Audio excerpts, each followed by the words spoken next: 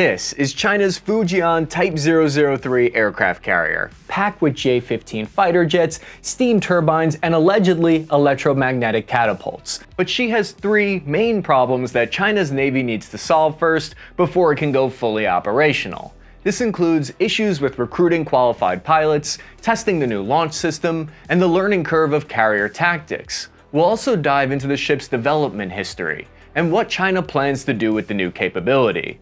I'm your average infantryman, Chris Cappy. Slap that like and subscribe button and let's get started. Development has been shrouded in secrecy, but in hindsight, we can now piece it together with some level of confidence. It's the first fully complete Chinese design, a major departure from their old Soviet-style ships. The earliest hints of the carrier popped up in 2012, with initial prototypes being reported on in the Chinese media. And a year later, in 2013, Chinese Rear Admiral Ma surprised everyone when he claimed it would attempt to leapfrog technology and go straight into an electromagnetic launch system. This catapult launch system for aircraft is the most anticipated and controversial upgrade for this Chinese carrier that we'll dive deep into later. We know the Fujian is the first carrier being built in the relatively new Zhangyan shipyard in Shanghai, the current center for Chinese shipbuilding. Some say the new carrier's construction started as early as 2015, while others say it was in 2017. What we know for certain is that in 2017, Vice Admiral Shen Jinlong in China visited the shipyard for the first time to inspect the work on the ship for himself. Everyone unironically loves it when the suits from the CCP show up and inspect your work. What is the Chinese Navy planning to use the Fujian for that they couldn't accomplish with their other two aircraft carriers? Let me just put on my average infantryman thinking cap. Okay, good, all right. So the point of the Fujian goes beyond any potential invasion of Taiwan. From a strategic point of view, the Fujian will extend their range further into the Indo-Pacific region, because their old Type 001 is a real struggle bus when trying to reach that far. It only has a max range of about 4,500 miles. Why does that matter? That limitation is about the same distance just to get to the Strait of Malacca from some of China's home-based naval ports. The Strait of Malacca is a vulnerable maritime choke point through which a lot of China's imported oil and goods pass through. When I say a lot, I mean like 70% of their oil and $3.5 trillion worth of global trade passes through this narrow waterway. That's why the Type 001 is mainly just used for training. Now their Type 002 aircraft carrier likely has a max range of around 9,800 miles. But the ship lacks modern aircraft launching capabilities, which limit its combat power. If we assume the new Fujian has a max range that's similar to the US Navy's Kitty Hawk carrier, then it would be able to travel 12,000 miles at 20 knots. Hypothetically speaking, of course.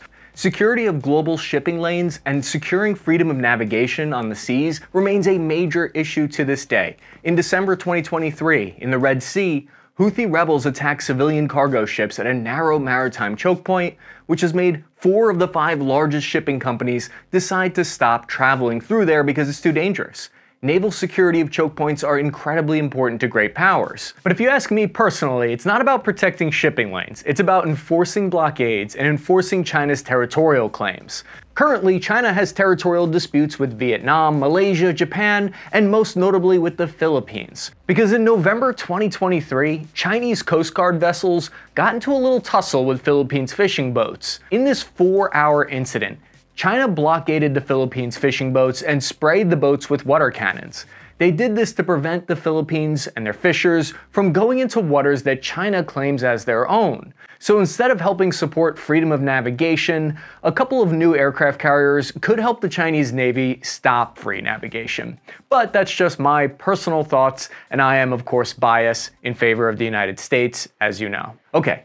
All this thinking hurts my brain. So what type of capabilities can we expect it to have on it based on pieced together satellite images and interviews with PLA officers since then? But before we get into that, I want to take a second to thank this episode's sponsor, who made all the animation work in this video possible. Are you broke, underwater in debt, being stalked by the repo man? I mean, hey, we've all been there. For me, getting out of the military and losing that steady income caused me to rack up credit card debt. Having that crystal ball of hindsight, I really wish I knew about companies like PDS Debt. It's very easy to get into debt, but it's really hard to get out. PDS Debt makes getting out of debt a whole lot easier with customized options for anyone struggling with virtually any kind of debt. Credit cards, personal loans, medical bills, you name it, PDS Debt can help. They offer debt-busting solutions by rolling all your monthly payments into one low, interest-free payment, and they customize each plan based on your personal situation. Everyone with $10,000 or more in eligible debt qualifies, and there's no minimum credit score required. Bad and fair credit is accepted. PDS Debt is offering a free debt analysis,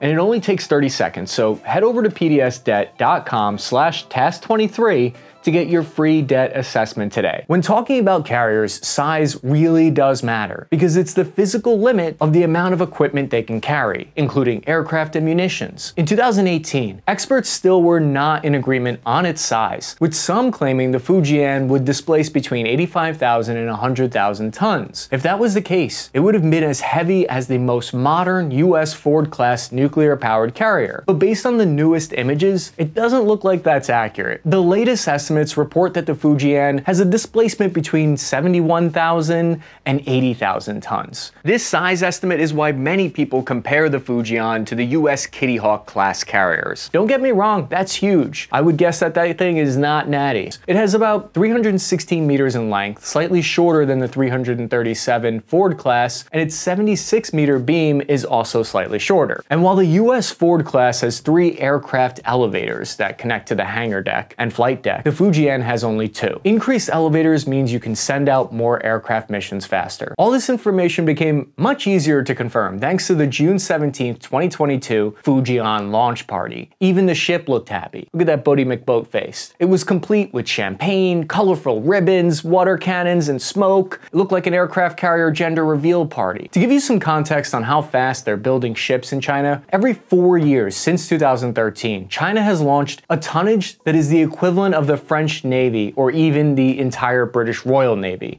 A whole navy every 4 years. This means ships, submarines, amphibious vessels, and of course warships. Between 2015 and 2019, while the US built 68 vessels, China built 132. In fact, China has built more vessels than India, Japan, Australia, France, and the United Kingdom combined. The Chinese Navy has been gaining weight like a bear preparing for hibernation, or in this case, a panda bear preparing for an invasion. Now let's see if that's just adding 80,000 tons of dead weight, or if there's some real capabilities here. Picture this. 40 multi-role fighters parked on the Fujian carrier, 1,000 kilometers off your beachfront property, able to reach you within 30 minutes. The Fujian is the first PLA carrier big enough to carry a complete fleet of aircraft with this capability. According to experts like defense analyst Kyle Mikozami, add some 20 aircraft between helicopters and early warning radar aircraft, and the Fujian will have a total air wing of between 55 and 60, give or take. These fighters will mainly be the old 4th generation J-15 jet, nicknamed the Flying Shark. The main issue here is the J-15 weighs a lot at 18 tons. The J-15 is actually the heaviest carrier-borne fighter that's in use by any nation in the world. Launching aircraft from a short runway puts added stress on its frame, so China had to create a different version compatible with the catapult launcher.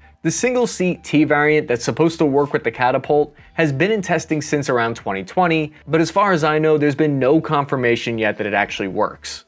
On China's older aircraft carriers, your weapon's payload weight would be based on how fast the carrier was traveling. It needed to hit 28 knots for a max weight takeoff for your airplane of 33 tons. The Fujian carrier claims to be hypothetically able to launch the J-15 with max payload at any ship speed. There are future plans for the J-20 and J-35 stealth fighter to take off from the Fujian. That's China's answer to the American F-35C. But so far, those are just theoretical, and there's no evidence it's been accomplished yet that I've seen. Because the Fujian is the first Chinese carrier that uses a catapult-assisted takeoff and arrested recovery system. Simply put, it means no more of that old ski jump and their limitations. The old ski jump takeoff method puts restrictions on the maximum weight of the aircraft and its payload. They're more expensive to develop, maintain, harder to operate, and needs additional systems to generate energy, but lets you launch your non-fighter aircraft with low thrust to weight ratio. Only 2 other countries use this system, the United States and France. Now here's where the really important info on the Fujian comes into play, where it starts to get a little bit controversial. There are basically 2 ways to power this kind of catapult system. You can go with steam-powered catapults or the more advanced electromagnetic. According to satellite image evidence and reports from China, it looks like the Chinese Navy has decided to skip the expected steam-powered catapults and go straight for the fancy electromagnetic. Electromagnetic aircraft launch system is basically an electromagnetic catapult, and it's used in the newest USS Gerald R. Ford class nuclear-powered carriers. EMALS lets you launch flight missions at an insanely fast rate of every 45 seconds.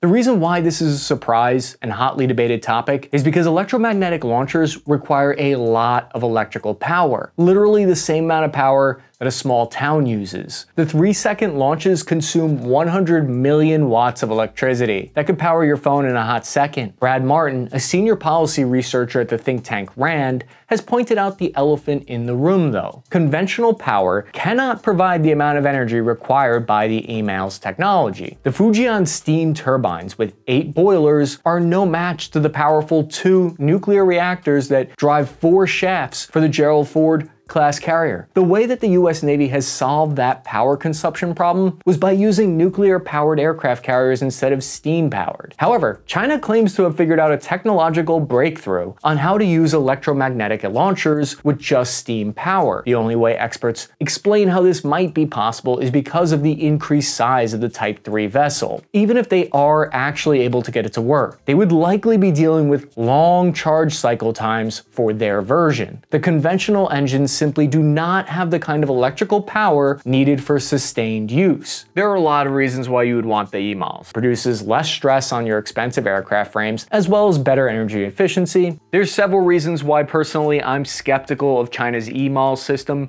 one being that it's not nuclear powered, and the other being that the United States Navy has had a heck of a time trying to get it to work for the past decade. In fact, the US version initially had problems with its power system, its efficiency and reliability during post-delivery tests and trials. This government report states those problems extend all the way to today, and the Navy doesn't expect it to reach reliability goals until the 2030s. The Chinese EMALS, on the other hand, is far from this stage of development. In fact, there's no definitive data on whether the Chinese EMAL system really works, because it has never been seen publicly working. What we know is this capability requirement came all the way from the top. Hong Kong's South China Morning Post reported that the Central Military Commission, which is run by President Xi Jinping, requested that electromagnetic launch. That'd be like if President Biden had a pet project at the Department of Defense. Sources in the PLA claim that a team led by China's top naval engineer, Rear Admiral Ma Weiming, had figured out a solution. According to Chinese engineers, the Fujian is powered by a new type of advanced integrated power system, IEP. It will theoretically allow for more power without having to resort to nuclear power, something fundamental when talking about warfighting capabilities. Of course, as with the EMALS, there's no proof of this yet. Now I'm picturing all the nuclear-powered stuff I wish I had. You imagine a rave with a nuclear-powered sound system? During the last days of November 2023, the Chinese EMALS, which supposedly has notable technical differences than the US version, there is some evidence to determine what's going on here, because China stated that their first dead load testing appeared to happen in this video. But we're still gonna have to wait and see if it shares the same initial problems with the US EMALS or not. It looks like the Fujian has 3 EMAL catapults compared to the 4 on the Ford class carrier, which gives the Ford a big advantage. But what if this expansion sparks a conflict? What would the Fujian do if a missile or adversary fighter jet managed to get close to the Type 3? How would it defend itself? The 2 previous carriers look to have domestically made Gatling cannons and missiles, so defensive armament will likely include short-range air defense missiles, anti-submarine rocket launchers, and 3 30mm close-in weapon systems, CIWS. It's designed to intercept incoming anti-ship missiles traveling up to a max speed of Mach 4. According to Zachary Williams of the Diplomat. The ship-launched variant of the YJ-21 missile has a range of roughly 1,500 kilometers and boasts a terminal velocity of Mach 10. Then there's the HHQ-9B, which is a rough equivalent of the Russian S-300 anti-air system for protection. China is also developing the KJ-600, a carrier-based airborne early warning aircraft, similar to the US E-2 Hawkeye. This is a step forward compared to the other two Chinese carrier capabilities. All those had were helicopters and limited radar detection range. And if you can detect the like and subscribe button, you can hit it to help promote this report to more people. But how many more people will be on this new ship? Estimates on the Fujian's crew is that they'll have 2,000 crew and 1,000 air crew for a total of 3,000. Whatever the final number is, we don't need to wait for the carrier trials to know that China already has a problem that the United States doesn't. They don't have enough pilots to operate their aircraft carrier fighter jets. Beijing-based naval expert Li Ji was quoted saying that the PLA needed at least 200 qualified carrier-based fighter jet pilots to operate 130 shipborne aircraft. The same expert also called the process of getting these pilots full of challenges, as aircraft design and pilot training are among the world's most difficult and complicated core technologies which no one will share with you. You can't ignore the human element when you look at these weapons platforms and systems. To train a pilot, you need three absolutely basic elements: the trainee,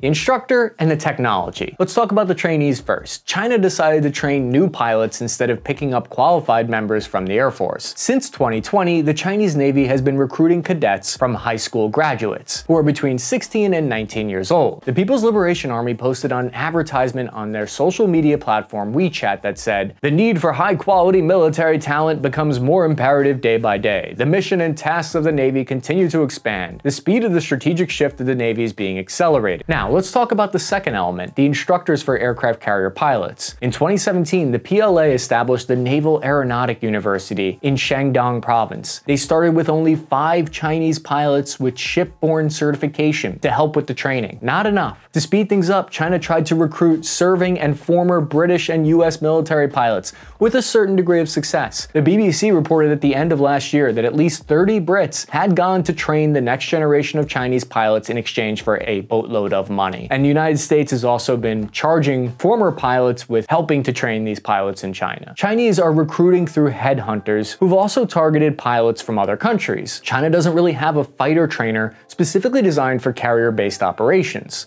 So with catapult takeoff technology. A Chinese military magazine already mentioned how the lack of fighter trainers specifically designed for carrier-based operations has delayed the process, forcing land-based simulated training. Military analysts, including Anthony Wong Tong, have called this delay perplexing. In August 2022, new pictures emerged of the J-15S 2C carrier assigned to the Naval Aviation University. Most agree that it's a trainer, but experts like Andreas Ruppert have also added that it's a trainer not just for the J-15, but also for newly developed variants of the airplane that'll possibly require a second pilot as mission specialist. There's yet another problem, because the J-15S doesn't look to have catapult-assisted takeoff capabilities. This is an incredibly difficult learning curve. It's like learning how to cook without ingredients or knives or a stove. Yes, it's true, China doesn't have operational experience. It takes generations of experience and training passed down to fully handle aircraft carriers in an effective way. China's been using aircraft carriers for only about 10 years. Carriers require special infrastructure to support them, so they've worked on expanding their bases in Sanya. Having 3 aircraft carriers is like having kids. They say 2 is easier than having 1 because they can play together. Having 3 aircraft carriers means you can basically let them raise themselves. China has run into speed bumps with implementing a new and more appropriate command system. Why? Because the PLA Navy is having trouble promoting abilities necessary to improve reaction time. This includes creativity, independence, and problem solving. This is because the PLA follows a very top-down, authoritarian control and command model reflective of their form of government. So while their central planning model might help them create new ships fast as heck, it's also what holds them back in operational performance. All evidence suggests that China is still in the aircraft carrier training phase, called what do I do with my hands? Where do I put them? The United States has been operating aircraft carriers for almost 100 years. In different parts of the world, battlefield in different circumstances and in different conflicts. Analyst Alexander Neal said that, quote, "The continuous operations of its carriers sits at the very core of what makes the US military absolutely preeminent." 8 experts have already said that the Chinese carriers are still in training mode, and that today they pose little to no real threat for other better trained navies. They still don't handle the machines confidently, and less so in difficult scenarios. But what will happen when it achieves its full potential? The Chinese government has openly spoken about their ambition to become a global naval superpower, but their development and design so far show a much more limited and local scope. Their first 2 carriers have limited range, and Japanese data shows that they have remained within range of coastal Chinese airfields. Also, the Chinese carrier pilots are still relying on land-based airfields for many things like surveillance, and strangely enough, takeoffs and landings.